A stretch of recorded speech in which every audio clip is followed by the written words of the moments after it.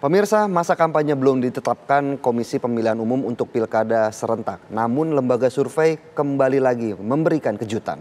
Survei dilakukan terhadap 1.200 orang responden yang tersebar secara proporsional di seluruh wilayah administrasi kota Jakarta.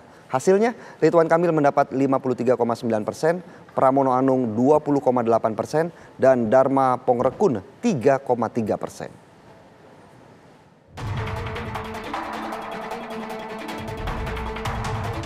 Lembaga Survei Indonesia merilis hasil survei terbaru mengenai elektabilitas pasangan calon gubernur dan calon wakil gubernur Jakarta yang dilakukan pada 6 hingga 12 September 2024. Untuk waktu sekarang yang masih berproses, pendaftaran kemarin baru dilakukan, lalu nanti ke depan ada masa kampanye dan seterusnya, walaupun sosialisasi sudah dimulai, ya jelas ini masih ada waktu kita untuk meningkatkan kinerja secara baik dan untuk mengambil tadi angka yang sebetulnya belum menentukan pilihan.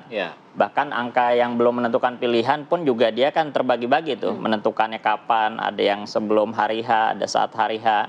Nah ini yang coba kita yakinkan ke publik. Hasil survei LSI yang kita mention juga bahwa alasan orang memilih Ridwan Kamil Suswono itu ada 3 hal yang besar. Yang pertama aspek pengalaman Pak Ridwan Kamil dan Pak Suswono di pemerintahan. Yang kedua aspek hasil kerja nyata yang memang apalagi Pak Ridwan Kamil ini kan beliau pemimpin daerah ya, kepala daerah 2 periode di tempat yang berbeda, di tingkat kota dan juga tingkat provinsi, dan juga aspek pemberantasan korupsi.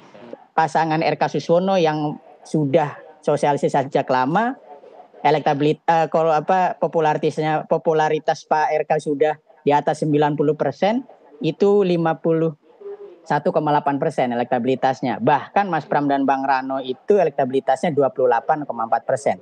Hanya selisih 23%. Jadi justru kami terkejut. Sangat terkejut karena ini di luar ekspektasi kami.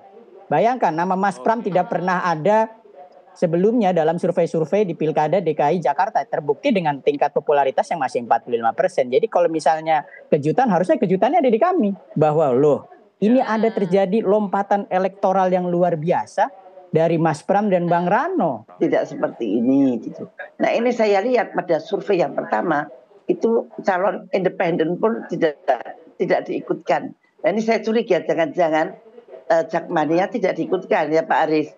Kalau Jakmania diikutkan barangkali petanya akan berbeda banget.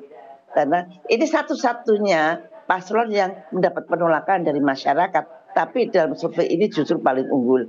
Nah ini yang mesti dikritisi oleh masyarakat. Dan sekarang masyarakat sudah pinter-pinter, sudah cerdas-cerdas untuk membaca sebuah survei.